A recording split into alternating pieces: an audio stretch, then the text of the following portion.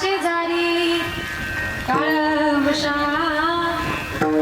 पाहतो निर घेवनी जाय हो का तैसा काळ लोकाने तसे खाटीकाचे घरी अजा पुत्र पाहे कसायाची गाय वाचे कैसी पाहतो निर घेवनी जाय हो का तैसा काळ लोकाने तसे तुका म्हणे काही करा काढाकाढी जाती ऐसी हडी पुन्हा नये पाहतून नीर घेवनी जाय बो का तैसा काळ लोकाने तसे नमो विठ्ठला राजया पांडुरंगा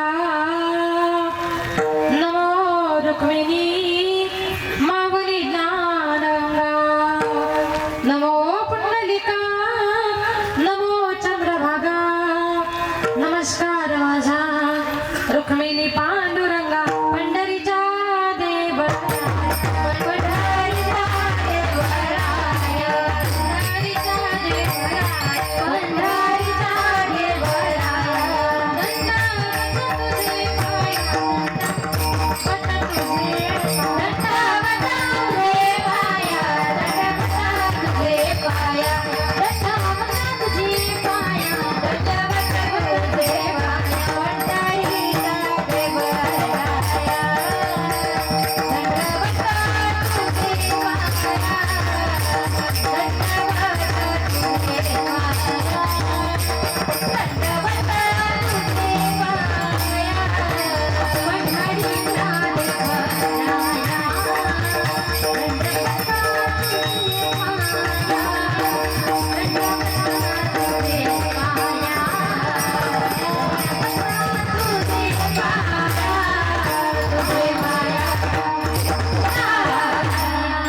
पंढरीच्या देवराया दंडवत तुझे पाया अलंकापुरी रम्य सिंहासनस्थं पदं भोज तेजस प्रदेशं विधिन्द्रादिदेवाय सदा स्तूयमानं समाधिस्थमूर्तिं भज ज्ञानदेवम् ओम नमो ज्ञानेश्वरा करुणाकरा दयाळ तुमचा अनुग्रह लादलो पावन झालो चराचरी मी कळाकुसरी काहीच नेने बोलतो वचने अति भावे का एका जनार्दनी तुमचा दास त्याच्याच पूर्वा विढाला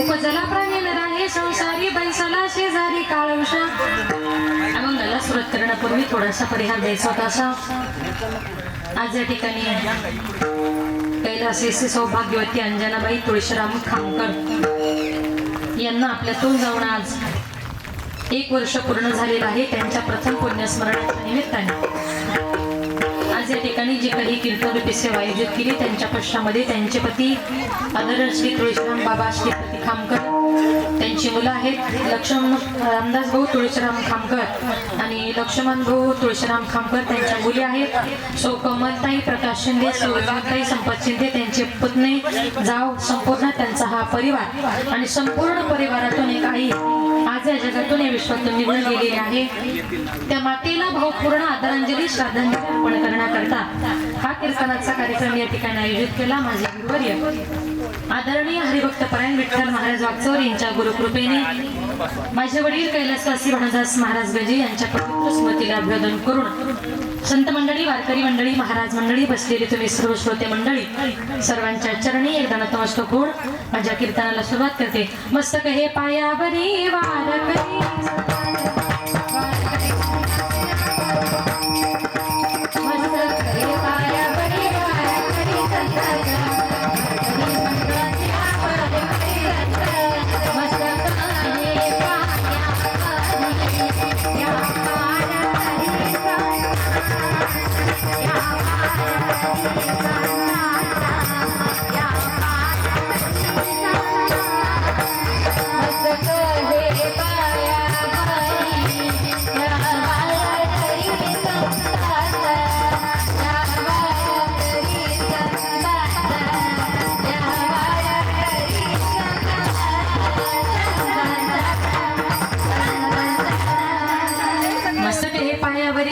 हरी संतांच्या प्रस्तुत प्राप्त प्रसंगी कीर्तनरूपी सेवेकरता निवडलेला अभंग संत सम्राट वैराग्याची मूर्तिमंत पुतळी वारकरी संप्रदायाचे कळस विश्ववंदनीय श्रीमंत तुकोबार यांचा 4 चरणाचा उपदेशपर प्रकरणातला सर्वांच्या परिचयाचा गोडाचा अभंग आजच्या या कीर्तनरूपी सेवेकरता निवडला.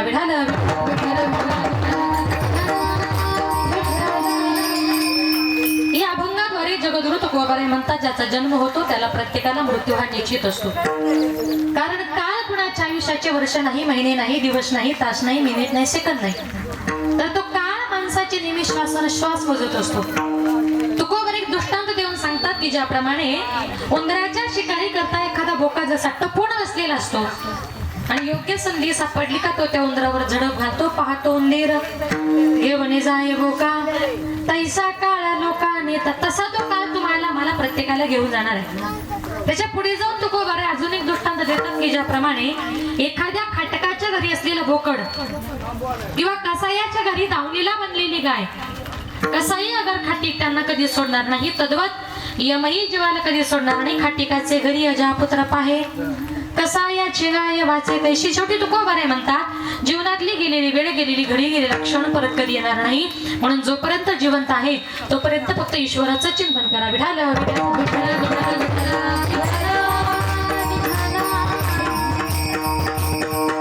आता या अभंगातून जगद्गुरु तुकोबार म्हणतात, उपजला प्राणी नर आहे संसारी. जो प्राणी जो मनुष्य या संसारामध्ये जन्माला आला तो या संसारामध्ये राहत नाही. याला कारण का, तर प्रत्येक मनुष्य जन्माला येतानाच त्याच्याबरोबर मरण, तस्य ध्रुव मृत्यू, आणि मरणाबरोबर पुन्हा एकदा जन्म. ध्रुव जन्म मृत्यूशज, ही जन्म आणि मरणाची जी काही परंपरा आहे ती रात्रंदिवस अखंडित अबाधितपणे चालू राहणार आहे. तो काळ एखाद्या तरुणावर काय, एखाद्या बालकावर काय, परंतु ज्याने कधीही जग पाहिलेलं नाही अशा मातेच्या उदरामध्ये असणाऱ्या एखाद्या कोवळ्या बालकावर देखील तो झडप घालतो. माऊली म्हणते, येत मंगळाची अंकुरी सवेच मंगळाची पडेल पारी, मृत्यू मातेची उदर कुहरी गर्भोगी बसी. ज्या बाळाचा जगाशी काही संबंध नाही, ज्याला पाप पुण्य काही कळत नाही, अशा मातेच्या उदरामध्ये असणाऱ्या एखाद्या कोवळ्या बालकावर देखील तो झडप घालतो. जो जन्माला आला त्याला प्रत्येकाला मरायचं, पण मनुष्य सगळ्यात जास्त घाबरतो कशाला, मरणाला. बघा, एका माणसाने विचार केला, रात्रंदिवस कितीही संसार केला, कितीही प्रपंच केला, हातामध्ये काही पैसा राहत नाही, त्यापेक्षा म्हटलं जातो एखाद्या ठिकाणी जीवच देतो. बरं, जीवही असा द्यायचा एका फटक्यातच माणसाचा जीव गेला पाहिजे. त्याच्या लक्षात आलं की अरे आपल्या गावाच्या जवळून ट्रेन जाते, ट्रेन आली, तिच्या खाली जीव दिला की म्हटलं माणसाचा जीव जाणार. तो मनुष्य संसाराला फार कंटाळा आला, रागाच्या भरामध्ये तो सकाळी सकाळी उठला, रागाने तो ट्रेन खाली जीव द्यायला चालला. आता ट्रेन खाली जीव द्यायला चालला, पण जाताना बरोबर तो जेवणाचा डब्बा घेऊन गेला. चालला कुठे, जीव द्यायला. आता जाताना बरोबर जेवणाचा डब्बा घेऊन गेला, रुळाच्या मध्ये जाऊन बसला. एक जण म्हटलं, अरे बाबा असं रुळाच्या मध्ये का बसलास, ट्रेन आली अंगावरून गेली तर मरशील ना. म्हटलं, अरे बाबा मी मरायलाच आलोय. तो म्हटला, का रे तू मरायला आला आणि मग जवळ जेवणाचा डब्बा कशाला. तो म्हटला, साहेब चुकून जर ट्रेन लेट झालीच तर परत जेवायला. आलाय कुठे, मरायला. आता तुम्ही उपाशी गेले काय आणि ट्रेन खाली गेले काय, फरक काय पडतो. पण मनुष्य सहसा मरणाला कधी तयार होत नाही. पण संत महात्मे म्हणतात, तुम्ही सगळे लोक मरणाला घाबरता ना, पण आम्ही आमच्या मरणाचं काय केलं माहितीये, मरण माझे मरून गेले हो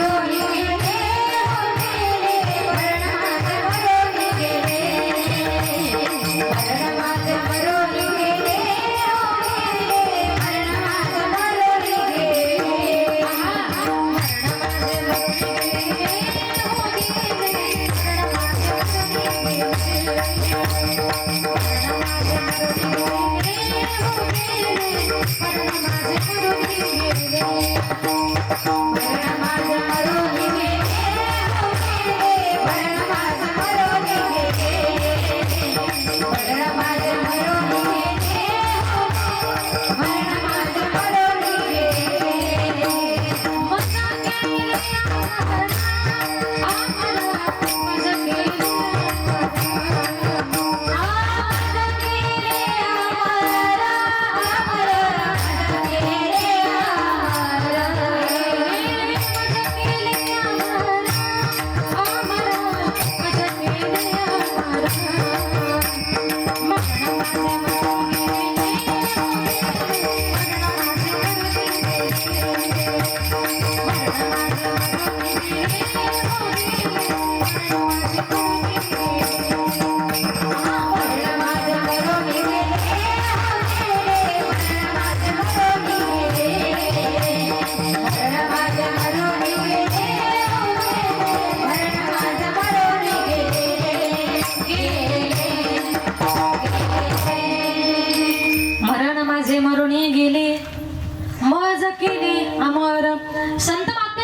तुम्ही सगळे लोक मरणाला घाबरता, पण आम्ही आमचं मरण आमच्या डोळ्यांनी पाहिलं. तो मरणाचा आनंदाचा सोहळा आम्ही काय वर्णन करू.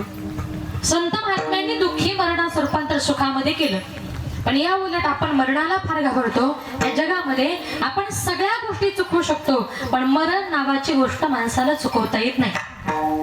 आता मरण कसं चुकवता येत नाही त्याच्याबद्दल एक सुंदर दृष्टांत सांगते ऐका. एक दिवस चित्रगुप्ताने मला सांगितलं, यमा आत्ताच्या आत्ता खाली मृत्यू लोकांमध्ये जा आणि 15च्या 15 लोकांना वर स्वर्गामध्ये घेऊन ये. लक्ष द्या. आता यमाने चित्रगुप्ताची चिठ्ठी घेतली, यम खाली मृत्यू लोकात आला. आता खाली आल्यानंतर यमाच्या चिठ्ठीमध्ये पहिलं नाव होतं ते गण्याचं. गण्याचं म्हणजे काय, आपल्याकडे जर गणेश नाव असेल तर तुम्ही लोक त्याला काय म्हणता, खरं बोला, काय म्हणता, गण्या. त्याचं नाव चांगलं गणेश होतं, पण गावातले लोक त्याला गण्या म्हणायचे. गण्या नावानं प्रसिद्ध असल्यामुळे यम तर प्रथम गण्याच्या घरी गेला. गण्या म्हटला, नमस्कार रामराम, तुम्ही कोण आहात. त्याने सांगितलं, मी गण्या म्हटलं, का रे यमा माझ्या घरी का आलास. म्हटलं, तुला घ्यायला आलो. पण अरे माझ्याच घरी का आलास.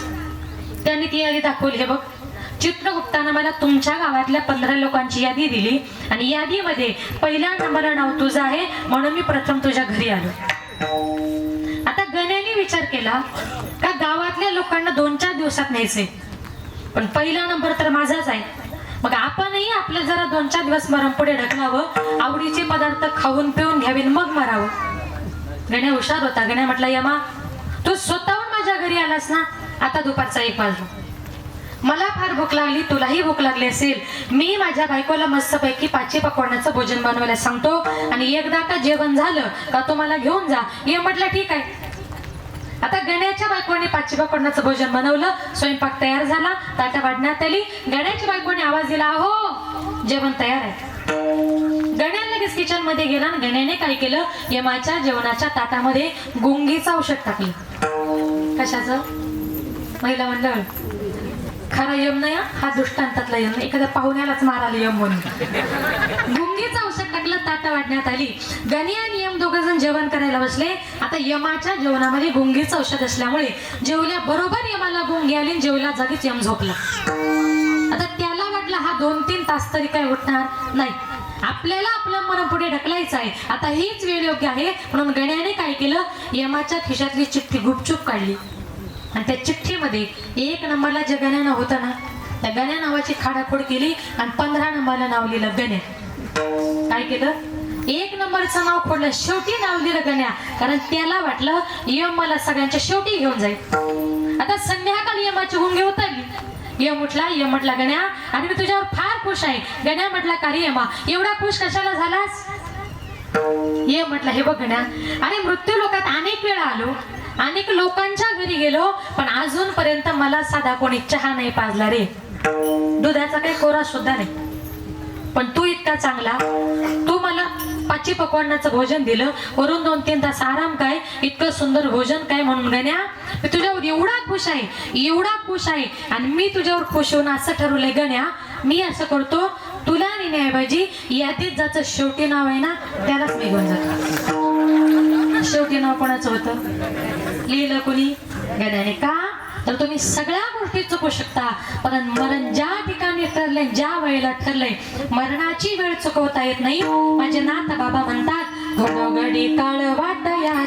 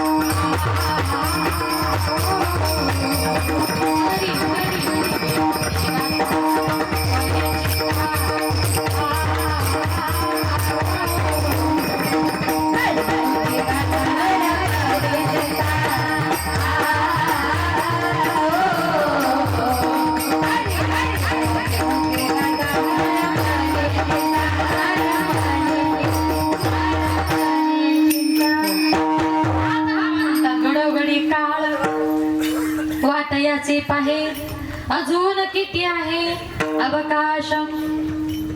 प्रत्येक वेळेला प्रत्येक क्षणाला का तुमची माझी वाट बघते तो गोबर आहे म्हणतात. एखादी बाई बाळंत झाली, मुलगा झाला, पाची झाली, बारसं झालं, मुंजेच्या दिवशी ब्राह्मण बोलवून मुलाची जन्मकुंडलिनी मांडली.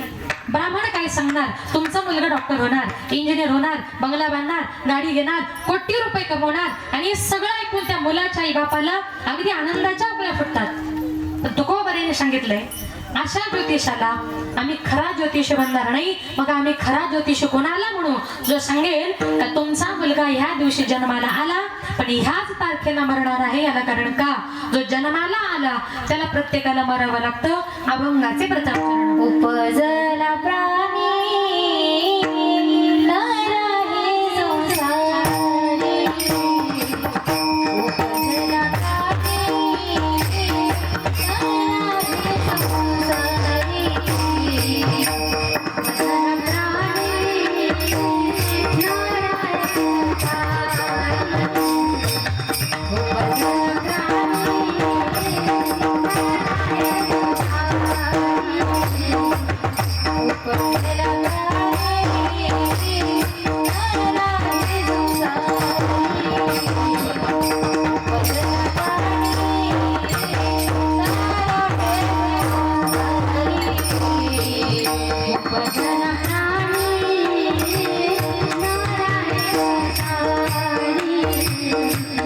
उपजला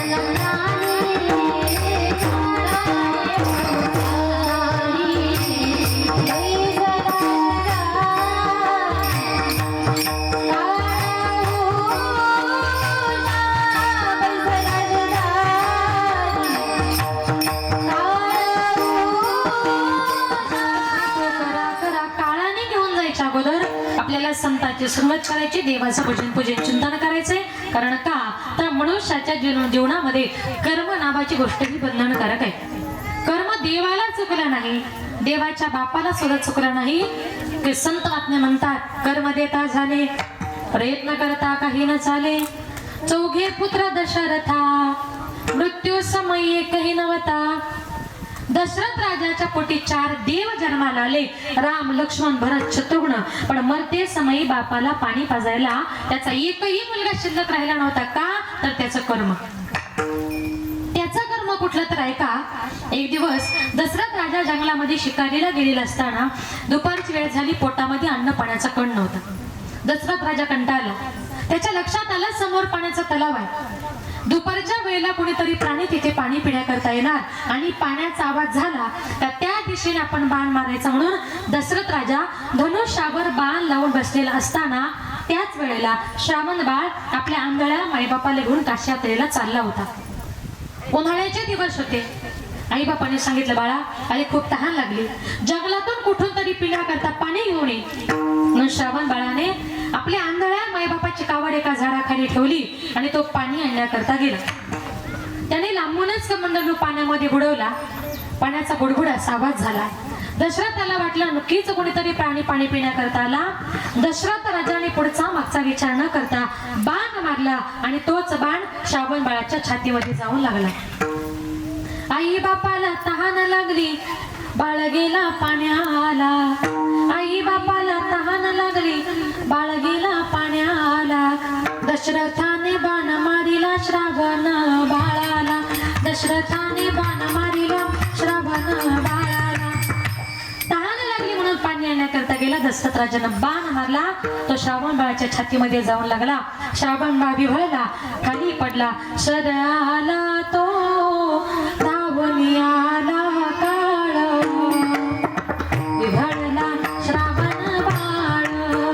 हा आई गे अर्थ फोडून हाक, तो पडला जाऊन झोप. सर आला तो धावून आला काळ, विव्हळला श्रावण बाळ. श्रावण बाळ विव्हळला, खाली पडला. दशरथाच्या लक्षात आलं की अरे माझ्या हातून कुठल्या तरी प्राण्याची शिकार होता माणसाची शिकार झाली. पळत गेला, त्याला उचललं, त्याला सांगितलं तू कोण आहेस. त्यानं सांगितलं मी श्रावण बाळ आहे. तू, हे दशरथ राजा आहे. त्यानं सांगितलं दशरथा माझे माईबाप आंधळे आहेत, त्यांचा एकुलता एक मुलगा आहे, त्यांना घेऊन मी काशीत यायला चाललो होतो, पण दशरथा तुम्हाला बाण मारलास, माझे प्राण घेतलेस, आता मी मरणार आहे, पण मरते समय माझी एकच इच्छा पूर्ण कर, माझ्या तहानलेल्या आंधळ्या मायबापाला पाणी नेऊन दे. एवढंच वाक्य बोलला आणि श्रावण बाळाने आई बाबा करत दशरथाच्या समोर आपला प्राण सोडला.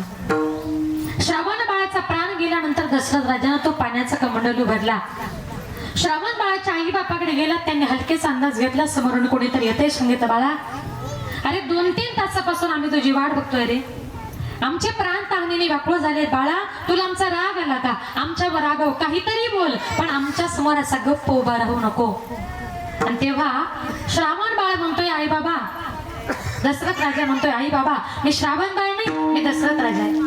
मग आमचा बाळ कुठे गेला? त्याने सांगितलं चुकून माझ्या हातून बाण लागला आणि तुमचा मुलगा गतप्राण झाला. मुलगा गेला ऐकल्याबरोबर माईबापांनी एकच हंबरडा फोडल्या. सांगितलं दशरथा, अरे आमचा एकुलता एक मुलगा, त्याच्या जीवावर आम्ही या जगामध्ये जगत होतो, त्याच्या जीवावर आम्ही या जगामध्ये फिरत होतो, आता आमचा मुलगाच गेला, आमचा जगून फायदा तरी काय? आमच्या मुलाच्या पाठीमागे आम्ही सुद्धा मरणार आहोत. पण दशरथा, मरते समय तुला एकच सांगू की ज्याप्रमाणे आम्ही पुत्र वियोगाने मरणार आहोत, त्याप्रमाणे तू सुद्धा पुत्रवियोगानेच मरशील, असा शाप दिला. आणि आई बापाने सुद्धा श्रावण बाळ करत तिथेच आपला प्राण सोडला. श्रावण बाळाच्या आई बापाचा शाप दशरथ राजाला लागला. आणि ज्या वेळेला दशरथ राजाचा मृत्यू झाला ना, त्यावेळेला राम आणि लक्ष्मण दोघे जण वनवासाला गेले होते. भरत आणि शत्रुघ्न दोघे जण मामाच्या घरी होते.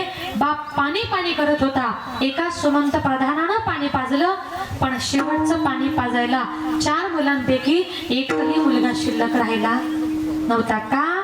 तर श्रावण बाळाच्या आई बापाचा शाप, जसं आम्ही पुत्रवियोगाने मरणार आहोत तसा तू सुद्धा पुत्रवियोगानेच मरशील. म्हणून आपण देवाच्या बापाला सुद्धा कर्म चुकलं नाही, आपल्यासारख्या सामान्य माणसाचं काय हो.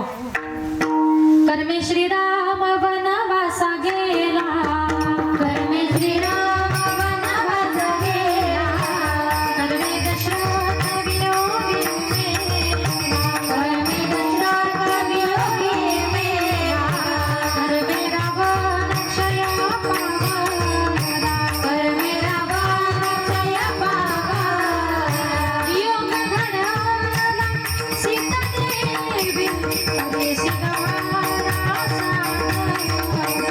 परदेशी गवारा सावला. योग घडवला सीता देवी, परदेशी गवारा सावला, परदेशी गवारा सावला.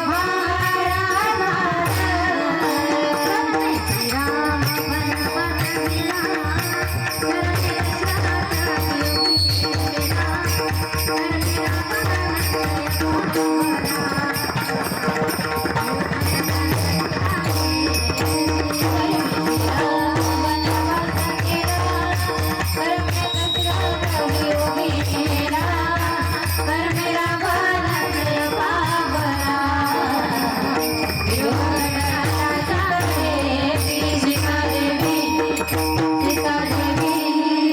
कर्मे श्रीराम वनवासा गेला, कर्मे दशरथ वियोगे मेला, कर्मे रावण क्षय पावला, आणि वियोग घडला सीता देवी.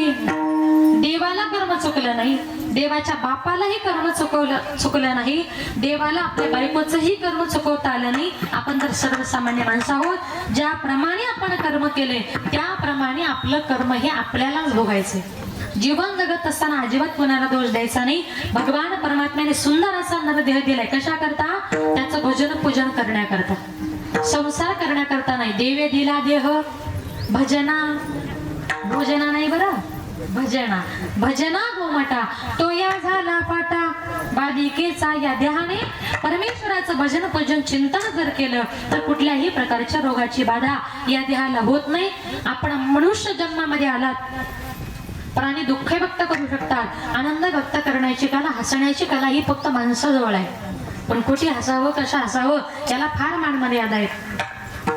बघा, आनंद व्यक्त करण्याची कला ही माणसाकडे आहे. म्हणून चटणी भाकर जरी खात असाल ना तर आनंदाने माणसाने खाल्ली पाहिजे. नाहीतर काही माणसांची तोंड अशी, त्यांच्या तोंडावर 24 तास 12 वाजले, ते कधीच हसत नाही. माणसाने हसलं पाहिजे, काय हसलं पाहिजे. इतका आनंदाने जीवन जगा की आपल्याला बघितल्यानंतर समोरच्या माणसाला आनंद वाटला पाहिजे. वा, तो चांगला माणूस समोरून येतोय.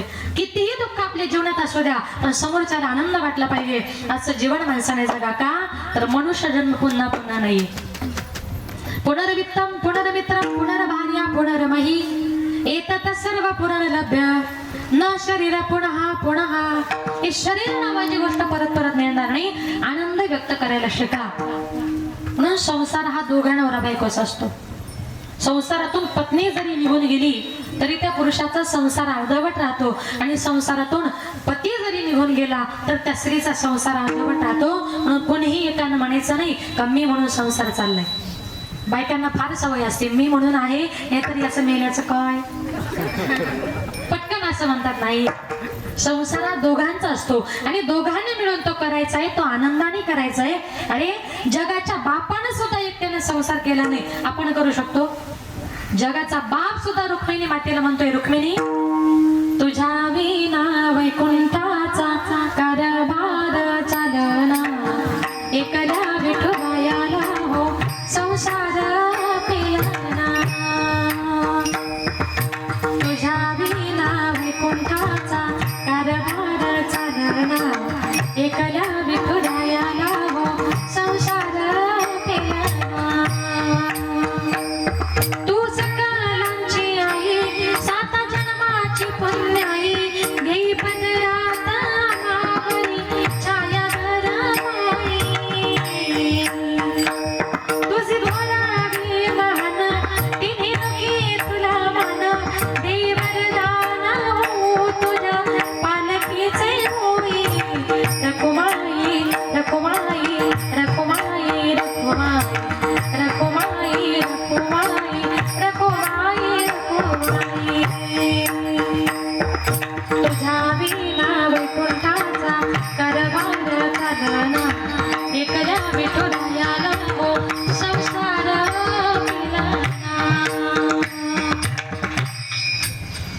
जगाच्या बापानं सुद्धा एकट्याने संसार केला नाही हो. आज याच परिवारातली एक रुक्मिणी या जगातून या विश्वातून निघून गेली. याच्यातून आपण शिका की आपल्या अगोदरची माणसं जर निघून चालली तर आपणही एक दिवस जाणार आहोत. हृदयामध्ये तुम्हाला स्थान द्यायचे, संसाराला नका, भगवान परमात्म्याला द्या. काही काही लोक आयुष्यभर त्यांच्या हृदयामध्ये संसार आणि प्रपंच अशाच गोष्टी ठेवलेल्या असतात. पण आयुष्यभर तुम्ही तुमच्या देहामध्ये संसार प्रपंच अशा गोष्टी ठेवल्या तर काय होते. एक सुंदर उदाहरण सांगते ऐका. एका गावात एक बाबा मरणार आणि तेवढ्यात त्या बाबाची वाचा गेली. आता वाचा गेल्यानंतर ते बाबा हाताच्या संकेताने दोन्ही हाताने फक्त असे असे करायचे, असे असे करायचे, असे असे करायचे, असे असे करायचे. म्हटले बाबाला झाले तरी काय, बाबा सांगतायत तरी काय. असं करता करता सगळा गाव जमा झाला. एका माणसाने सांगितलं, कदाचित मला असं वाटते तुमचे बाबा असं सांगतायत आपल्या घरातला 2 पैसा संपत्ती ना सगळी पाठीमागच्या भिंतीत ठेवली. पैसा कोणाला नको, मागच्या भिंतीमध्ये पैसा ठेवला म्हटल्या बरोबर घरातल्या लोकांनी अजून जेसीबी बोलवला, घराची सगळी भिंत पाडली, 1 रुपया सापडला नाही. बाबा हाताच्या संकेताने फक्त असे असे करायचे, असे असे करायचे. म्हटले दुसऱ्या भिंतीत असेल, तिसऱ्या भिंतीत असेल, घराच्या 2-3 भिंती पाडल्या आणि एकाही भिंतीमध्ये 1 रुपया सापडला नाही. बाबांनी विचार केला की अरे माझी वाचा गेली, मला बोलता येत नाही, आणि मुलांनी मी बांधलेल्या घराला जेसीबी लावलाय, सगळं घर पाडलंय, यांचं चाललंय तरी काय. अक्षरशः बाबा तोंड जोडायचे आणि तोंड जोडून हाताच्या संकेताने फक्त असे असे करायचे ना असे असेच करायचे. मुलं म्हटले आपले बाबा इतकं तोंड जोडून सांगताय म्हणजे नक्कीच आपल्या बाबांनी कुठं तरी लाखो रुपये खजिना दाबून ठेवलाय. बाबा सांगण्याचा प्रयत्न करतायत पण बाबाला काही बोलता येत नाही. काही करून म्हटले बाबा मरायच्या अगोदर बाबाचे लाखो रुपये खजिना भेटला पाहिजे, काय करावं म्हटले. एका माणसाने सांगितलं, तुम्हाला तुमच्या बाबांना जर बोलायला लावायचं असेल तर आयुर्वेदामध्ये एक अशी वनस्पती आहे, ती वनस्पती खाल्ल्यानंतर माणसाला काही क्षण बोलण्याची परवानगी असते. तिचं नाव आहे संजीवनी वनस्पती. पण तिची किंमत आहे 50,000. मुलं म्हटले 50,000 रुपये जाऊ द्या, पण बाबाचे लाखो रुपये खजिना जाऊ द्या म्हटले 50,000. आता त्या लाखो रुपयाच्या खजिन्याच्या असे करता ती 50,000ची वनस्पती आणली, बाबाला खाण्याकरता दिली. बाबाने ती वनस्पती खाल्ली आणि काही क्षणातच बाबा बोलायला लागले.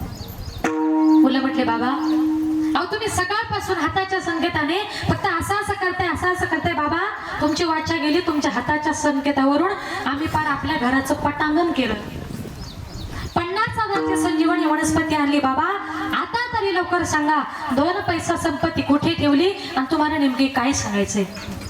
बाबा म्हटले पोरांनो, अरे सकाळपासून माझी जीव जायची पाळी आली. मी तुम्हाला सकाळपासून जीवाच्या आकांताने एकच सांगतोय, आपली ती पीठ चाळायची चाळण आहे ना, ती काल शेजारच्या बाईने नेली. आता मला सांगा 20 रुपयाच्या चाळणी करता बाबा कितीला पडले? 50,000 गेले. म्हणून एवढं घरही पाडलं का? तर आयुष्यभर या हृदयामध्ये साठवलेला संसार आणि प्रपंच. तुकोबराय म्हणतात, त्या संसाराला, त्या प्रपंचाला तुम्ही कितीही जरी हृदयामध्ये स्थान दिलं ना, हा संसार कसा आहे? एरती माई के दुःखाची जनिती, एरती माई के दुःखाची जनिती, एरती माई के दुःखाची जनिती, एरती माई के दुःखाची जनिती, एरती माई के दुःखाची जनिती, एरती माई के दुःखाची जनिती, एरती माई के दुःखाची जनिती, एरती माई के दुःखाची जनिती. नाही आली अवसाना, नाही आली अवसाना, नाही आली अवसाना, नाही आली अवसाना, एरती माई के दुःखाची जनिती, एरती माई के दुःखाची जनिती. नाही आली अवसाना, नाही आली अवसाना, नाही आली अवसाना, नाही आली अवसाना, एरती माई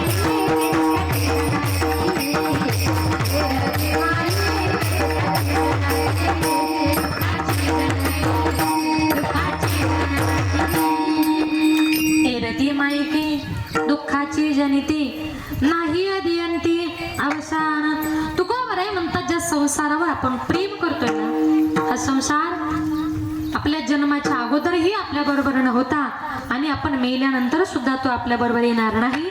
नाही अदियंती अवसान, आपल्या बरोबर येणार आहे ते अखंड भगवान परमात्म्याचं केलेलं नामचिंतन. म्हणून तुकोबराय म्हणतात, आम्ही तुम्हाला देवाचं चिंतन करा एवढी घाई कशा करता करतोय? कारण का?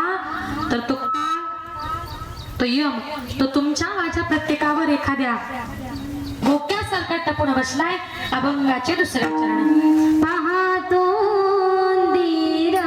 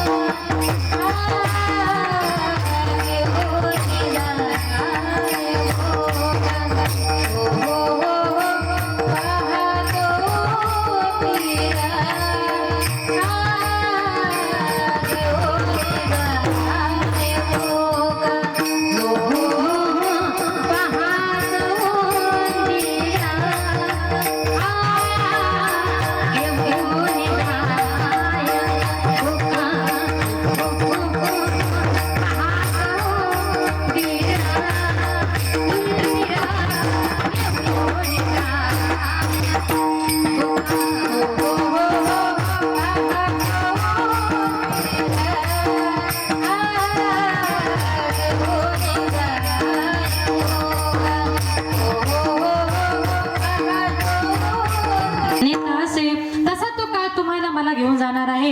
हा त्या अभंगाचा सरळ अर्थाने तर अभंग घेतल्यानंतर काही काही लोकांना असा प्रश्न पडतो, असा काय अभंग पाहतो दिरण घेऊन जाय बोका. ते सामान्य लोकांना पटण्याकरता उदाहरण दिले. पैसा काळा लोकांनी तर असे त्याप्रमाणे काळ तुम्हाला मला प्रत्येकाला घेऊन जाणार आहे. म्हणून काळाने घेऊन जायच्या अगोदर संत महात्म्याने जो मार्ग दाखवलाय त्या मार्गाने आपल्याला जायचंय.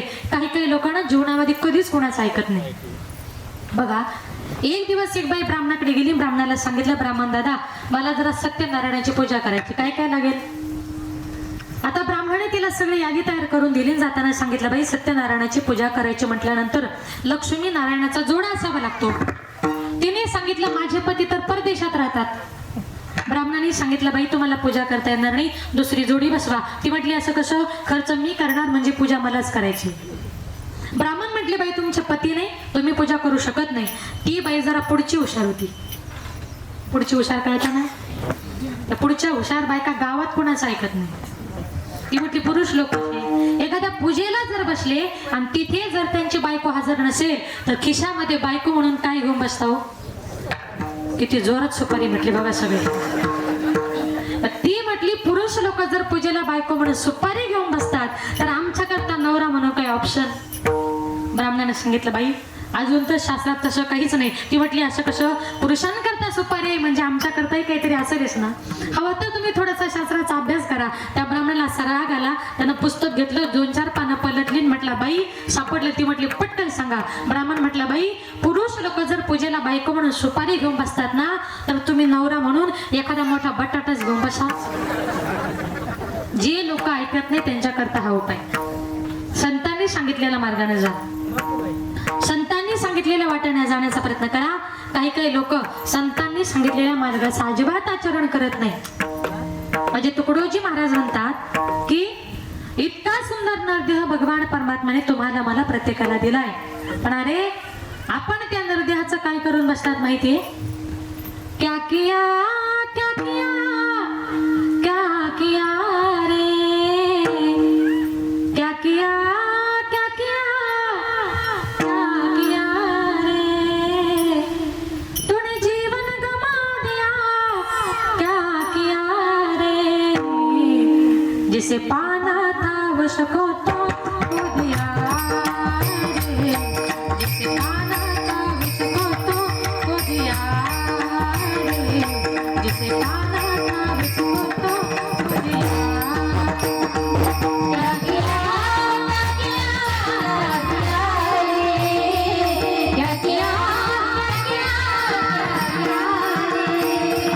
तूने जीवन गमा दिया, तूने जीवन गमा दिया क्या किया रे, पाना था उसको तो खो दिया रे, पाना था उसको तो खो दिया रे, पाना था उसको तो खो दिया.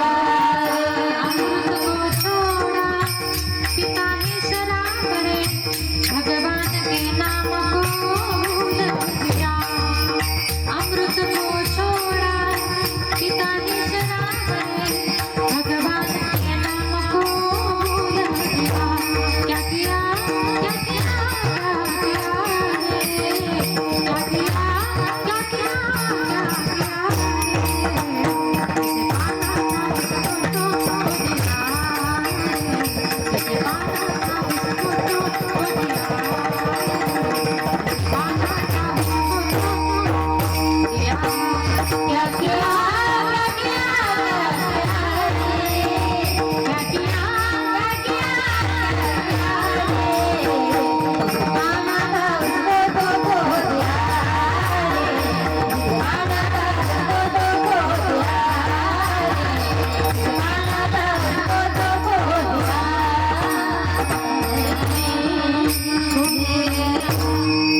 तुकडोजी महाराज म्हणतात, तुम्ही काय करता माहिती? अमृत को छोड़ा पिता ही शराब रे, भगवान के नाम को भूल दिया. विषयों के फंदों में बांधा गया तू, संत समागम को भूल दिया. नको त्याच्या पाठीमागे जाऊ नका. हा सुंदर नरदेह मिळालाय ना, आणि हा नरदेह आपल्याला जो प्राप्त झालाय तो कसा माहितीये? पावलो हा देह कागताली नाही, आणि न घडता उपाय घडवाला अतिशय अचानक कावळ्यासारखं आपल्याला देह प्राप्त झालाय. मग तुम्ही सांगाल कागद आली नाही म्हणजे काय? बघा मी सांगते, लक्ष द्या. एका राजाने आपल्या राज्यामध्ये असं फरमान सोडलं होतं, जो कोणी एक कावळा पकडून आणेल त्याला 5 लाख रुपये बक्षीस. आता कावळा पकडायचं म्हणजे सोपी गोष्ट आहे का? एक कावळा पकडला की 5 लाख मिळणार. राज्यातल्या सगळ्या लोकांनी कामधंदे नोकऱ्या सोडल्या. मुंबईवरून सगळे लोक गावाला आले. कशाला?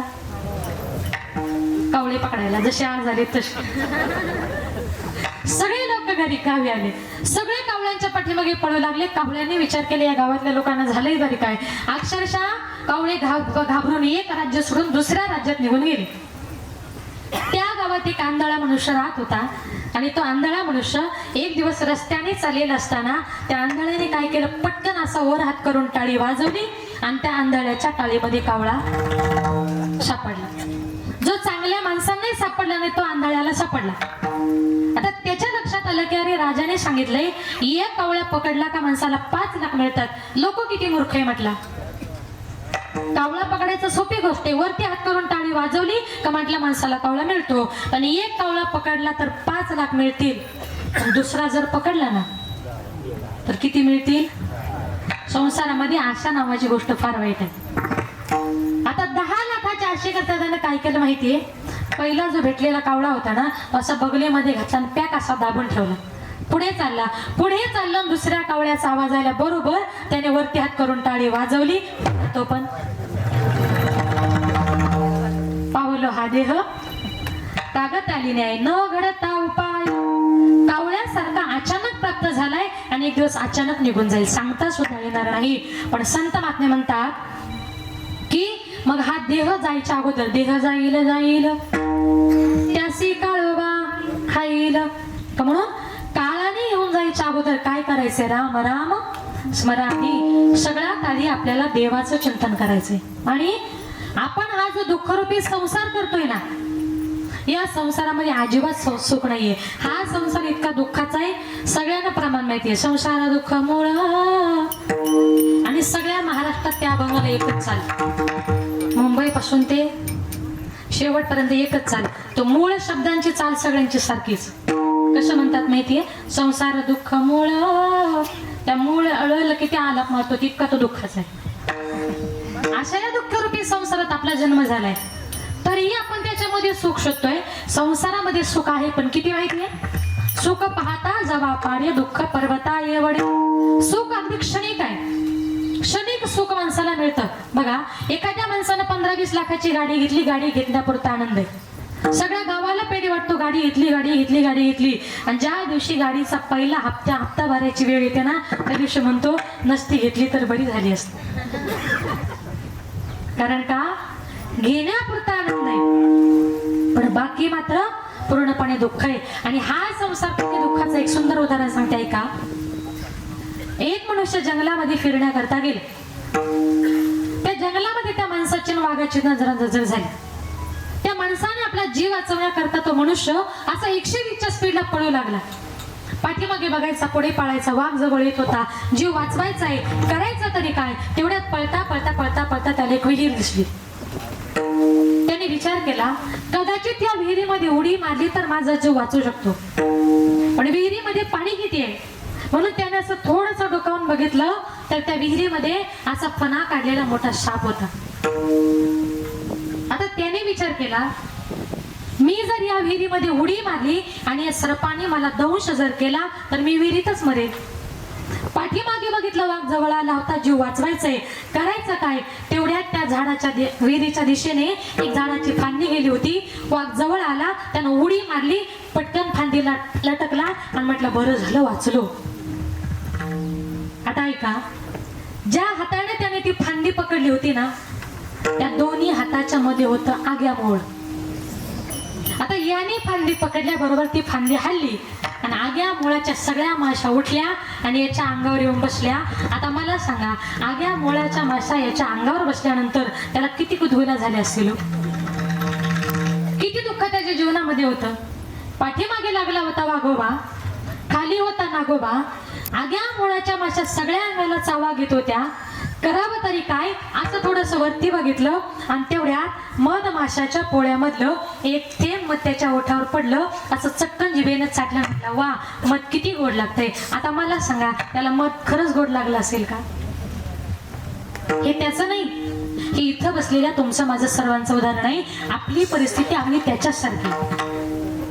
आपल्या संसारामध्ये सगळ्या बाजूने दुःख आहे पण त्याच्या ओठावर जी काही एक थेंब मधाचा पडला ना, तेवढं सुख या संसारामध्ये आहे, त्याच्यापेक्षा जास्त नाही. आणि अशा या दुःखरूपी संसारामध्ये आपला जन्म झालाय. म्हणून तुकोबाराय म्हणतात, खाटी कगर कशाई गाई बैलांना कधी सोडणार नाही, तद्वत यमही जीवाला कधी सोडणार नाही. अभंगाचे तिसरे खाटी काच घारी आजा पुत्र पाहे, खाटी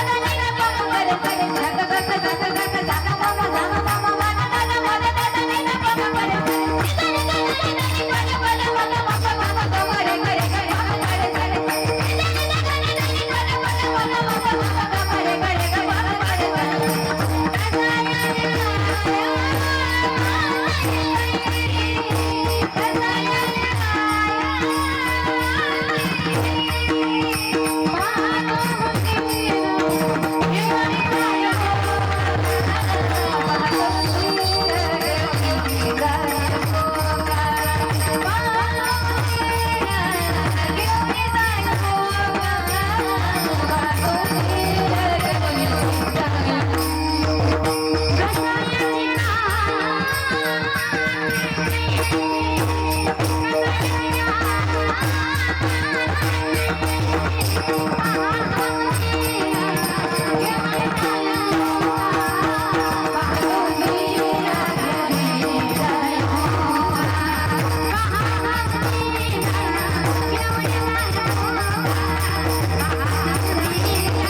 पाहे,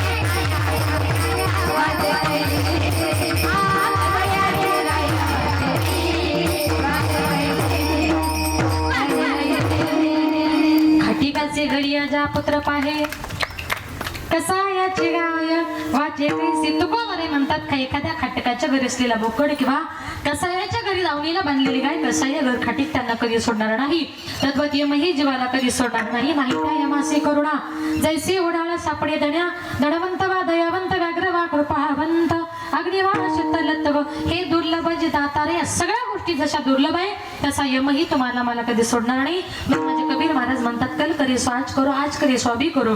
तुला जे काम उद्या करायचे ते आज कर, जे थोड्या वेळाने करायचे ते आताच कर. कारण का या जगामध्ये माणसाचा एक क्षणाचा सुद्धा भरोसा राहिलेला नाही. तुका म्हणे काही करा काढा काढी आणि जाती ऐसी घडी, पुन्हा नाही गेलेली वेळ परत कधी येणार नाही. ईश्वराची सेवा करा. ईश्वर सेवा करता करता जीवनामध्ये आई वडिलांची सेवा करा. कारण या विश्वामध्ये आई बापासारखं श्रेष्ठ दैवत नाही. जिवंतपणे माणसाला माई बापाची मायबापाची किंमत कळत नाही. एकदा का आपले मायबाप या जगातून या विश्वातून निघून गेले ना, शेजारच्या आईला दुसऱ्याच्या आईला प्रेमाने तुम्ही कितीही जरी आई म्हटलात ना, तर ती आई आपली आई कधी होऊ शकत नाही. आज या परिवारातून एक आई आपल्या 2 मुलांना, आपल्या मुलींना, आपल्या नातवंडांना, आपल्या सगळ्या परिवाराला सोडून या जगातून या विश्वातून निघून गेली. ज्या वेळेला आपली आई या जगातून या विश्वातून निघून जाते ना, तेव्हा ती परत आपल्या घरी कधीच येऊ शकत नाही. कारण का, जेव्हा ती जाते तेव्हा ती कुठे गेलेली असते हो? गेली दुरी दिगंतरा, पुन्हा येणे नाही घरी. विजला हो नंदा दीप, कशी जाऊ मी मंदिरी. लाडकी माझी आई, वाट पहा ती कैवारी. भोळी रखुमाई गेली, झाली उदास पंढरी. श्रद्धांजली देता थरथरे माझी काया. राहू दे रे माझी आई, मोक्षपदी देवराया. मायबाप गेल्यानंतर एखादं कीर्तन संपलं, एखादं प्रवचन संपलं, आपण देवाला म्हणतो, देवा माझ्या आईला माझ्या बापाला मोक्षपदाला नाही, पण जिवंतपणी मायबाप हे सगळ्यात महत्वाचं देवत असतं. एकदा का आपली आई या जगातून या विश्वातून निघून गेली ना, दुसऱ्याच्या आईला प्रेमानं तुम्ही कितीही जरी हाका मारल्यात ना, सोडून या गेली आई मायरे कराना.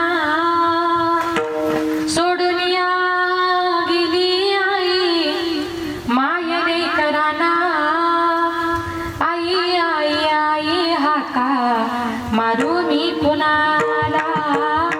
आई आई आई आई म्हणू मी कुणाला. आई आमच्यासाठी कष्ट केले पार. आई आमच्यासाठी कष्ट केले पार. सोडून दिया गेली आई सारा परिवार. लेकी सुना रडत बसती काना कोपऱ्याला. आठवण येते आई त्याच घडीला. सोडून या गेली आई मायेने कराना. आई आई आई हाका मारू मी कुणाला. आई आई आई आई मारू मी कुणाला. एकदा का आपली आई आपल्याला या जगातून या विश्वातून सोडून गेली, शेजाऱ्याच्या आईला दुसऱ्याच्या आईला प्रेमानं तुम्ही कितीही आई जरी म्हटलात ना, आई आई करीते आई कोणीच होईना. माझ्या आईची घसर शेजे नारीला येईना. आई आई करीते आई सुखाचा सागर. तिच्या कर्तृत्वाचा वृक्ष बहरला डेरेदार. आई आई करीते आई साखरेचा खडा. तोंडात घालते गोड झाल्या दात दाढा. आई बाबा म्हणायला किती गोड वाटतो. तोंडामध्ये साखरेचा खडा टाकावा ना, इतकं आई बापाचं नाव गोड असतं. जोपर्यंत आपल्या माहेरामध्ये आपले मायबाप जिवंत आहेत तोपर्यंतच मुलीला माहेर असतं. एकदा का आपल्या माहेरातून आपली आई निघून गेली तर त्या मुलीची पिशवी रिकामी झाली असं समजा. कारण का, जेव्हा ती मुलगी सासरहून आपल्या माहेर येते आणि माहेरातून ती मुलगी सासरी जायला निघाली, मुलगी जायला निघाली का ती तिच्या घरची लखपती असेल, करोडपती असेल, तिच्या घरी काहीच कमी नसतं. पण जेव्हा मुलगी जायला निघते ना, तेव्हा आईची घाई होते. शेतामध्ये जाते, भेंडी तोडते, वांगी तोडते, काही ना काहीतरी घेऊन येते. मुलीला सांगते, बाई आपल्या शेतातलंही गावठी एवढं जरा तुझ्या पिशवीत घेऊन जा. आई आपल्या मुलीची पिशवी कधी रिकामी पाठवत नाही. पण ज्या दिवशी आपली माय गेली ना, त्या दिवशी तुमची पिशवी रिकामी झाली असं समजा. या विश्वामध्ये आई बापासारखं श्रेष्ठ दैवत नाही. आईचं आणि मुलीचं नातं म्हणजे अतिशय गोड, अतिशय प्रेमाचं. असं एकही घर नाही का त्या घरात आईचं आणि मुलीचं भांडण होत नाही. पण त्या माय लेकीचं भांडण म्हणजे कसं असतं, माय लेकीचं भांडण दया दुधाची उकळी. लेक धरते मुलाई मनाची मोकळी.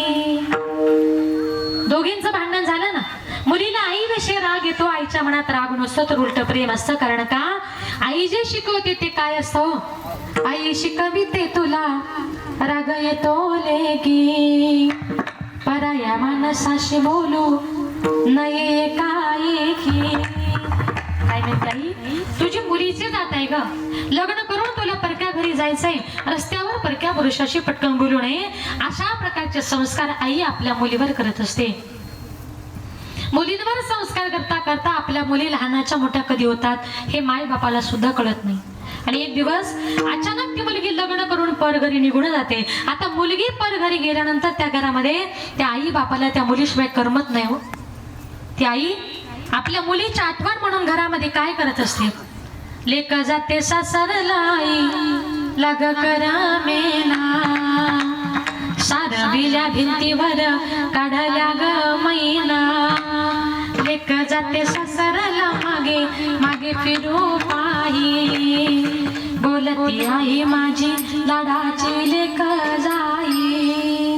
लेक जाते सासरला माय लेकी पडे गळा, कस कोरड्या नदीला पाणी येत खळा खळा.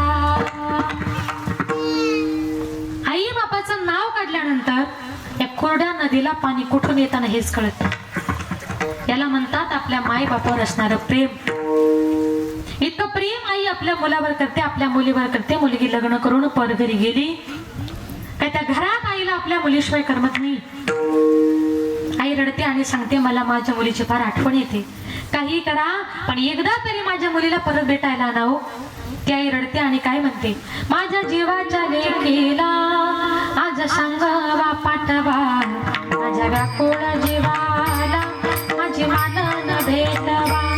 नाव लेकीच ग घेता जात फिरे घरा घरा, माझी डोळं पुसणारी लेक गुंतली संसारा.